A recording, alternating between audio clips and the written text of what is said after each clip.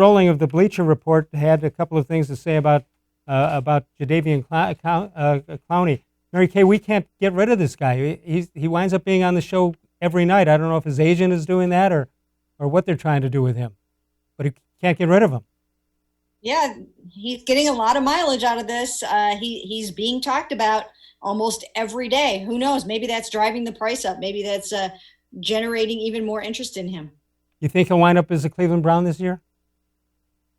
I still think there's a chance. I think that they want him. They have good offers out there available. He knows that all he really has to do is pick up the phone and say the word, and he can be a Cleveland Brown. I mean, that's kind of he what the even situation turned them down, but the Browns won't say no. You can't turn us down.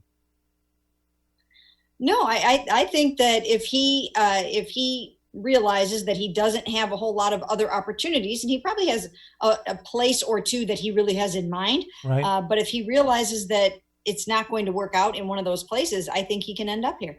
Well, here's what Chris Rolling had to say from Bleacher Report. He says, Clowney is an elite defender, but he's never put up a ton of sacks. He had only 3 last year and just 30 pressures. That's why the positional designation of Clowney's franchise tag in the past has come under scrutiny and probably helps explain why he's still a free agent. Now it's June, and the teams willing to pay big are strapped for cap space. ESPN's Brady Henderson, for example, reported that Clowney would have to take a significantly less amount of money than what Seattle had previously offered him for a reunion between the two. The big part of free agency for a player or a team is timing and reading the market. And according to Rolling, he says Clowney appears to have misread both of them. Well, he did start at, what, $21 million before it came down to what it is now?